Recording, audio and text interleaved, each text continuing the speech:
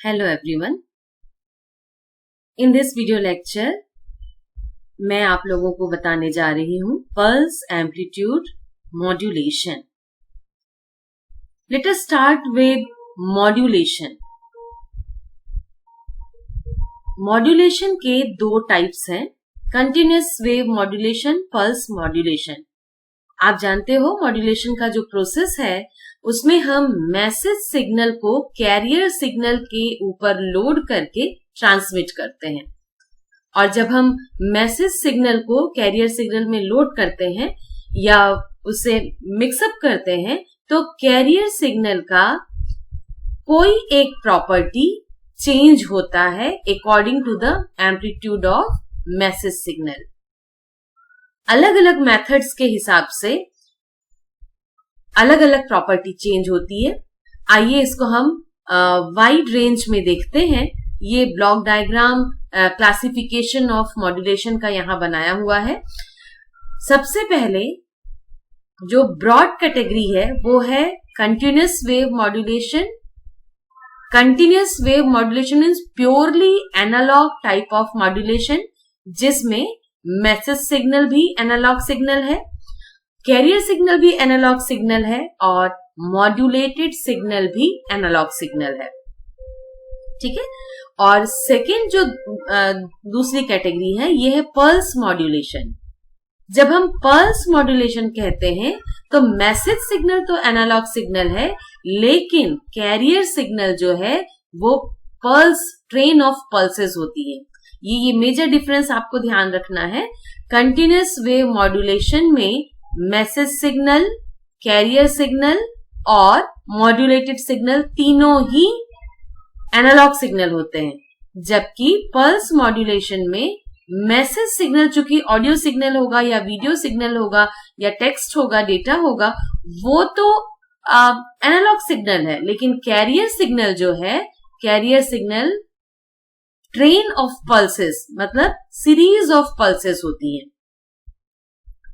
और पल्स का कोई प्रॉपर्टी या तो टाइम एक्सिस में या एम्पलीट्यूड एक्सिस में चेंज करने के अकॉर्डिंगली फिर उसका डिस्ट्रीब्यूशन होता है, क्लासिफिकेशन होता है फर्दर। चलिए, तो कंटिन्यूअस वेव मॉड्यूलेशन का फर्दर क्लासिफिकेशन है एम्पलीट्यूड मॉड्यूलेशन, एंगल मॉड्यूलेशन। ये सारी चीजें प्रीवियस वीडियो लेक्चर्स में हम कंप्लीट कर चुके हैं।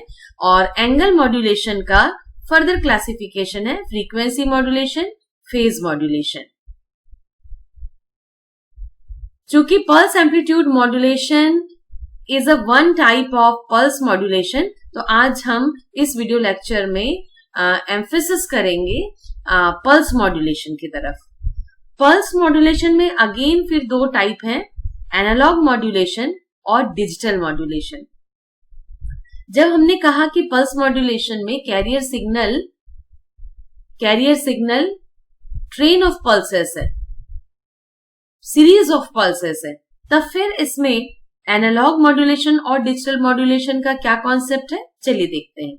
एनालॉग मॉड्यूलेशन को अगेन तीन टाइप्स में डिस्ट्रीब्यूट किया है, pulse amplitude modulation, pulse width modulation और pulse position modulation. Pulse width modulation, pulse position modulation, ये अगेन इसको हम ज्वाइंटली बोलते हैं पल्स टाइम मॉड्यूलेशन। हम जानते हैं कोई भी सिग्नल एक्स एक्सिस में टाइम के रेस्पेक्ट में वाई एक्सिस में वोल्टेज का वेरिएशन होता है, किसी भी, either it is current signal, power signal और वोल्टेज सिग्नल। तो जब पल्स का एम्पलीट्यूड का वेरिएशन होगा मैसेज सिग्नल के हिसाब से, तो हम उसको बोलते हैं पल्स एम्पलीट्यूड मॉड्यूलेशन। अगर टाइम एक्सिस में वेरिएशन करते हैं पल्स के, तो वो कहलाता है पल्स टाइम वेरिएशन, जिसको हम फिर से पल्स विड्थ मॉड्यूलेशन और पल्स पोजीशन मॉड्यूलेशन में क्लासिफाई करते हैं। ये डिटेल में हम नेक्स्ट वीडियो लेक्चर्स में देखेंगे। नेक्स्ट कैटेगरी जो पल्स मॉड्यूलेशन की है वो डिजिटल मॉड्यूलेशन। नाउ ये amplitude modulation, width modulation, position modulation, ये क्यों है एनालॉग मॉड्यूलेशन? क्योंकि मैसेज सिग्नल के एम्पलीट्यूड के वेरिएशन के हिसाब से पल्स का जो एम्पलीट्यूड हो, चाहे विड्थ हो या फिर पोजीशन हो, वो एनालॉग वैल्यू के अकॉर्डिंगली ही वेरी कर रहा है। लेकिन डिजिटल मॉड्यूलेशन जब हम कहते हैं तो डिजिटल मॉड्यूलेशन में देखिए the specific category is only pulse code modulation, जिसका और एडवांस्ड वर्जन है डेल्टा मॉड्यूलेशन।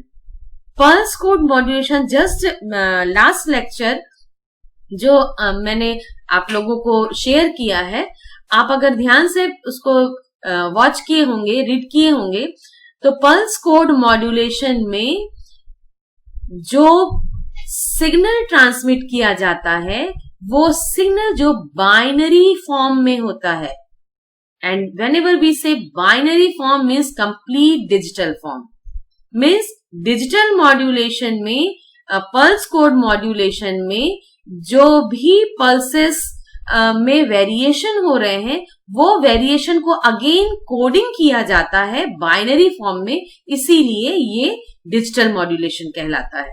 ठीक है, तो अब ये जो ब्रॉड क्लासिफिकेशन था इसको हम डिटेल में देखते हैं।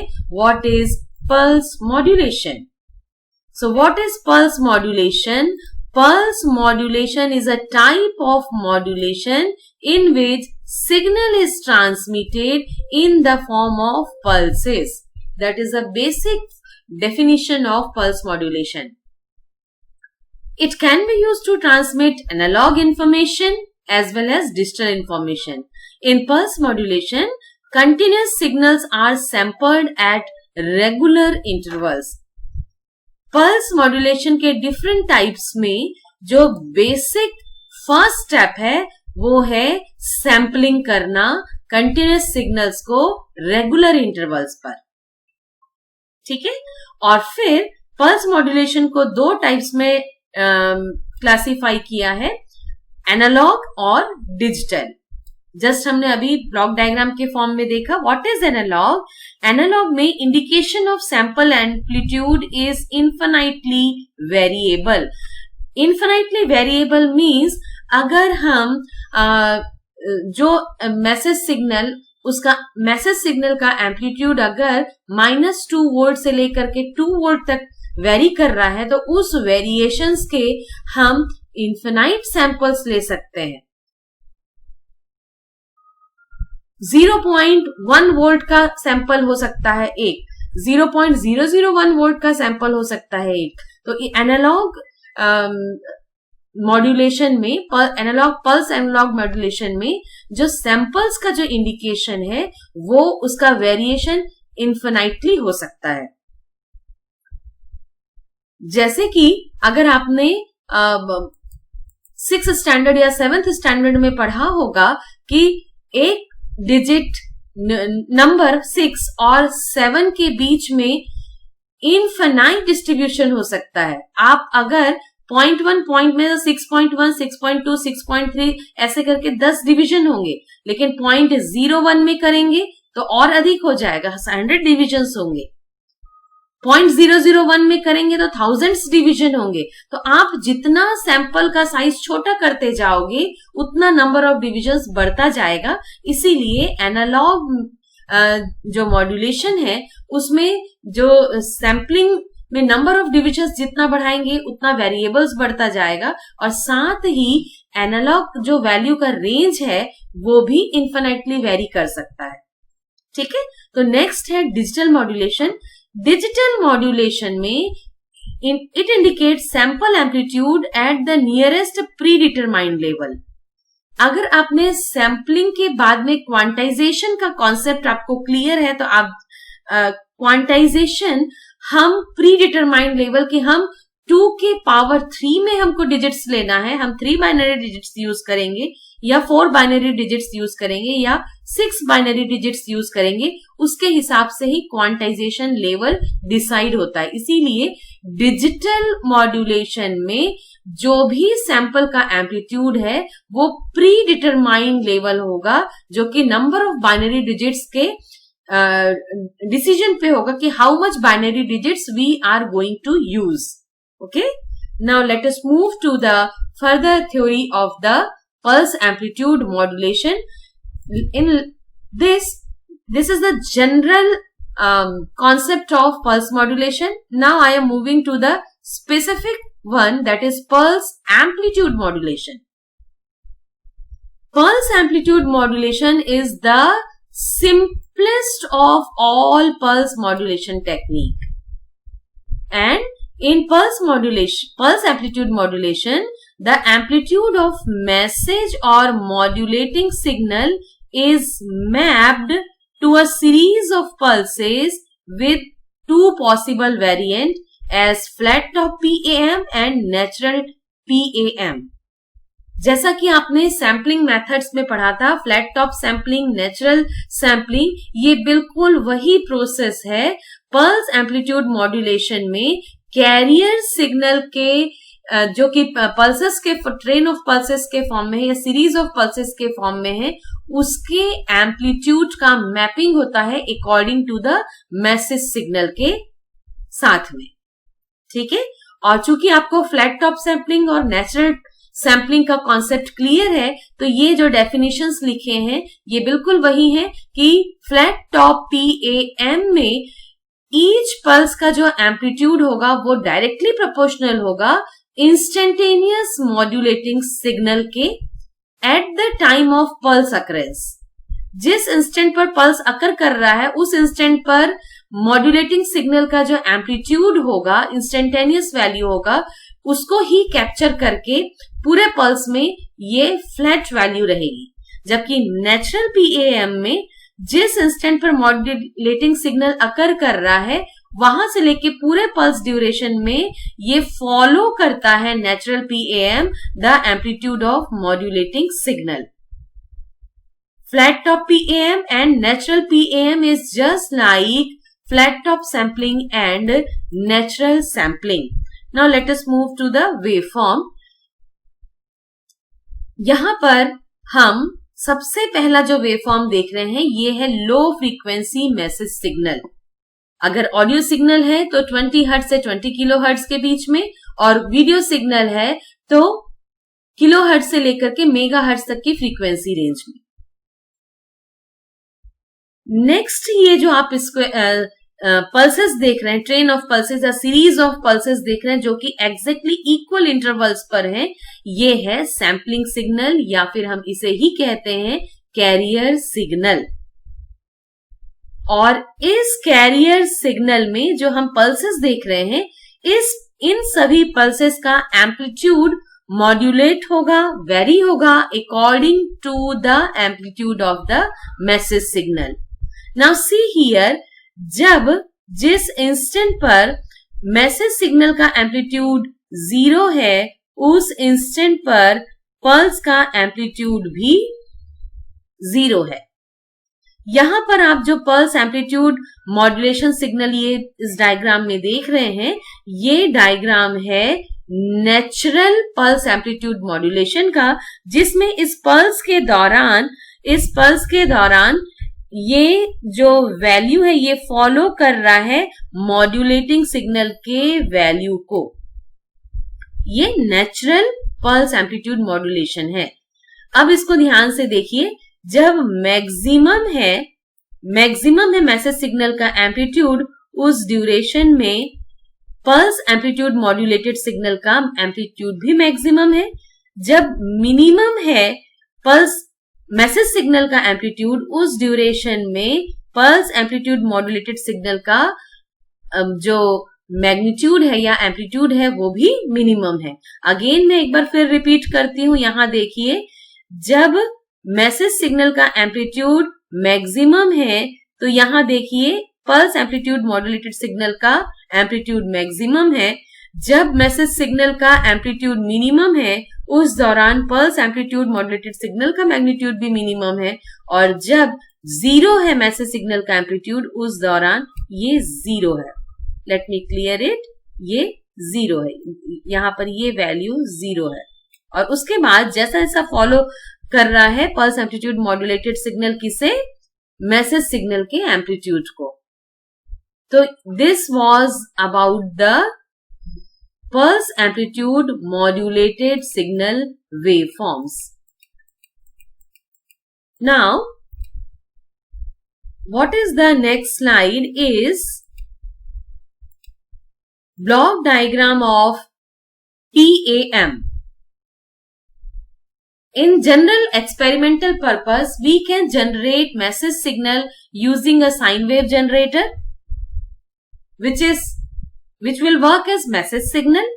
और कैरियर सिग्नल के लिए, चूंकि career signal train of pulses है, हम स्क्वायर वेव जनरेटर या पल्स जनरेटर हम यूज कर सकते हैं, इलेक्ट्रॉनिक सर्किटरी, और ये दोनों से हम मैसेज सिग्नल और कैरियर सिग्नल फीड करते हैं PAM मॉड्यूलेटर को, जो कि एक्चुअली सैम्पलर या मल्टीप्लायर इलेक्ट्रॉनिक सर्किटरी होता है, जो कि आउटपुट में pulse amplitude modulated signal provide करेगा. Message signal empty that will be multiplied with the train of pulses. If the train of pulses are having exactly one amplitude, at that time pulse amplitude modulated signal will exactly follow the amplitude of the message signal. Okay, so this was the block diagram of pulse amplitude modulated signal. Now let us watch the advantages and disadvantages and applications. Pulse amplitude modulation, analogue modulation में जिस तरीके से, या continuous wave modulation में जिस तरीके से amplitude modulation हमने पढ़ा है, जिसमें मॉड्यूलेशन और डीमॉड्यूलेशन सिंपलेस्ट मेथड होते हैं, बिल्कुल उसी तरीके से pulse amplitude modulation is the simplest method. And the transmitter and receiver circuit for PAM construction is very easy and simple. And the disadvantages are large bandwidth is required for transmission. हमें large bandwidth की जरूरत होगी, more noise and the amplitude is varying, that's why the power requirement will be more. Power चूंकि amplitude very कर रहा है और amplitude का वेरिएशन एनालॉग वैल्यू के अकॉर्डिंगली है, तो इसीलिए अगर वोल्टेज लेवल ज्यादा होगा तो पावर कंजप्शन भी ज्यादा होगा. And now the applications of PAM. So Ethernet communication में, माइक्रो कंट्रोलर्स में, फोटोबायोलॉजी में और LED सर्किट्स में इलेक्ट्रॉनिक ड्राइवर की तरह PAM मॉड्यूलेशन को यूज किया जाता है. This is only for overview. I am not telling you the details. And lastly, in the last slide I am going to explain you demodulation of PAM. Demodulation process में modulating signal, जिससे कि modulated output generate किया गया है PAM method के through, सबसे पहले उस मॉड्यूलेटेड आउटपुट को DC लेवल शिफ्टर के थ्रू इसको अपलिफ्ट करते हैं, ताकि जो कि नेगेटिव एम्पलीट्यूड से वो भी पॉजिटिव एम्पलीट्यूड में कन्वर्ट हो जाए. लेकिन जो इसका एनवेलप है, यहां देखिए, जो एनवेलप है मॉड्यूलेटेड आउटपुट का, ये एनवेलप एग्जैक्टली फॉलो करता है मॉड्यूलेटिंग सिग्नल को, क्योंकि हमने केवल DC लेवल ऐड करके हमने इसको पॉजिटिव साइड में शिफ्ट कर दिया है, लेकिन उसका एनवेलप बिल्कुल मॉड्यूलेटिंग सिग्नल को ही फॉलो करेगा.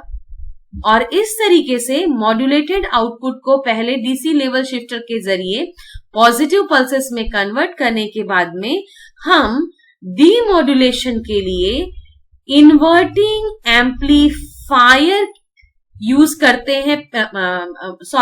सबसे पहले इसको लो पास फिल्टर से पास कराते हैं, और लो पास फिल्टर में जब मॉड्यूलेटेड सिग्नल पास होगा तो ये हायर फ्रीक्वेंसी सिग्नल्स रिजेक्ट हो जाएंगे और केवल envelope of the signal will come out as the demodulated signal. और ये जो एनवेलप जो कि हमें डीमॉड्यूलेटेड सिग्नल के फॉर्म में मिला है, चूंकि इसका वोल्टेज लेवल ट्रांसमिशन के दौरान डिक्रीज हो जाता है, इसीलिए हम उसको अपलिफ्ट करने के लिए इन्वर्टिंग एम्पलीफायर के जरिए पास करते हैं. इन्वर्टिंग एम्पलीफायर के जरिए पास करने पर इसका साइन जो है ये 180 डिग्री का फेज शिफ्ट हो जाएगा, लेकिन एम्पलीट्यूड एनहांस हो जाएगा। तो इस तरीके से पल्स एम्पलीट्यूड मॉड्यूलेटेड सिग्नल को डीसी लेवल शिफ्टर और लो पास फिल्टर और इन्वर्टिंग एम्पलीफायर के जरिए पास करके हम डीमॉड्यूलेटेड सिग्नल रिसीव कर सकते हैं। This was about the modulation and demodulation of PAM signal.